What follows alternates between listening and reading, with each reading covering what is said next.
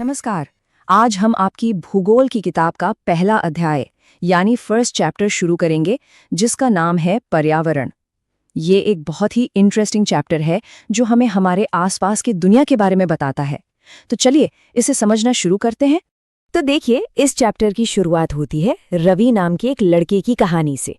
जरा सोचिए, आप लंबी छुट्टियों के बाद स्कूल जा रहे हैं और आप देखते हैं कि आपका जो फेवरेट प्लेग्राउंड था, जहां आप दोस्तों के साथ खेलते थे, वो पूरा खुदा हुआ है। रवि के साथ बिल्कुल यही हुआ। उसे ये देखकर बहुत दुख हुआ कि उसकी पसंदीदा जगह, जहां मुलायम घास, गेंदे के फूल और तितलियां थीं, अब वहां एक बड़ी बिल्डिंग बनने वाली है। रवि ने ये बात अपने दोस्तों को बताई और फिर स्कूल की असेंबली में प्रिंसिपल ने भी यही बात कही। देखो, हमारा पर्यावरण कैसे बदल रहा है। अब रवि की जो पर्सनल उदासी थी, वो एक बड़े आइडिया से जुड़ गई थी। प्रिंसिपल की ये बात सुनकर रवि के मन में एक सवाल आया और वो पूरे समय उसी के बारे में सोचता रहा। आखिर में जब वो अपनी क्लास में पहुंचा तो उसने अपने टीचर से पूछने का फैसला किया। उसने पूछा, सर, पर्यावरण क्या है? टीचर ने एक बहुत ही सिंपल लेकिन बहुत गहरा जवाब दिया। उन्होंने कहा, जो कुछ भी आप अपने आसपास देखते हो। कितना आसान सा जवाब है ना? रवि सोचने लगा, इसका मतलब ये स्कूल की बिल्डिंग, टेबल, क्लास में रखी कुर्सियां, यहाँ तक कि वो खुला मैदान, सड़क, कूड़ा करकट, मेरे दोस्त, ये सब हमारे पर्यावरण का हिस्सा है। टीचर ने कहा, हाँ रवि, बिल्कुल सही, ये सभी चीजें मिलकर ही हमारा पर्यावरण बनाती हैं। टीचर ने आगे समझाया, हाँ तुमने ठीक कहा, लेकिन रुको, इसमें कुछ और भी है। और फिर उन्होंने बताया कि पर्यावरण को और अच्छे से समझने के लिए हम इसे अलग अलग हिस्सों या घटकों में बांट सकते हैं।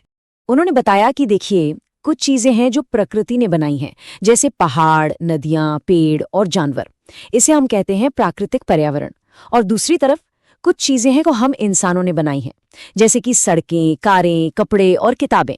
इसे कहते हैं मानव निर्मित पर्यावरण। अब ये जो प्राकृतिक पर्यावरण है ना, इसके भी दो मुख्य भाग हैं। पहला है जीवीय, जिसका मतलब है सारी जीवित चीजें, जैसे कि सभी पेड़ पौधे और जानवर।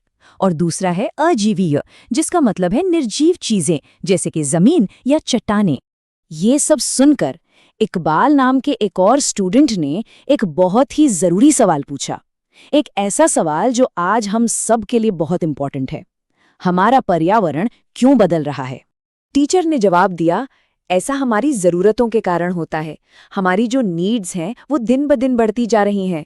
हमें और घर चाहिए, और सड़कें चाहिए, और सामान चाहिए।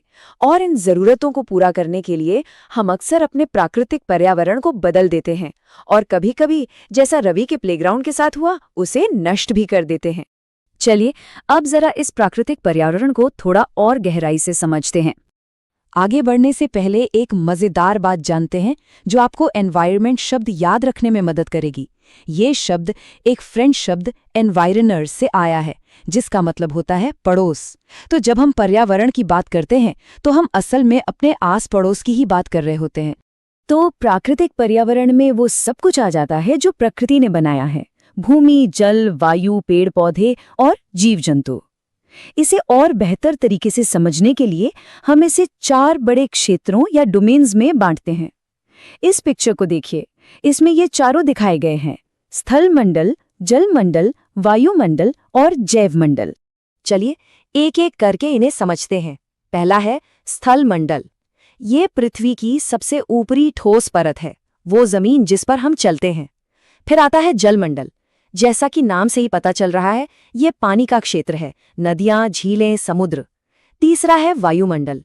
ये हवा की वो पतली परत है जो हमारी पृथ्वी को चारों ओर से घेरे हुए है। और आखिर में सबसे जरूरी, जैव मंडल। ये वो तंग सा क्षेत्र है जहां जमीन, पानी और हवा तीनों मिलकर जीवन को संभव बनाते हैं। ये वो जगह है जहां हम सब रहते हैं। यहाँ एड्यूटेकन में हम हमेशा कहते हैं कि इन चारों डेफिनेशंस पर खास ध्यान देना है, क्योंकि ये बहुत फंडामेंटल हैं। अब हम आते हैं एक बहुत ही इंपॉर्टेंट कॉन्सेप्ट पर, पारितंत्र, या जिसे इंग्लिश में इकोसिस्टम कहते हैं। ये शब्द सुनने में थोड़ा मुश्किल लग सकता है, पर है बहुत आसान।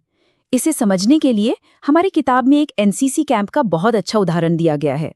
कैंप में जेसी नाम की एक स्टूडेंट कहती है, कितनी तेज बारिश हो रही है, इससे मुझे अपने घर केरल की याद आ गई। तभी जैसलमेर से आया हीरा हैरान होकर कहता है, अरे हमारे यहाँ तो बारिश होती ही नहीं है। सोचिए, दो बिल्कुल अलग अलग दुनियाएं, है ना? एक तरफ जोरदार बारिश और हरे भरे खेत, और दूसरी तरफ सिर्फ रेत और कंटीली झाड़ियां। ये छोटी सी बातचीत हमें दिखाती है कि पृथ्वी पर पर्यावरण में कितनी डाइवर्सिटी है। तो ये हमें पारितंत्र की डेफिनेशन तक ले आता है।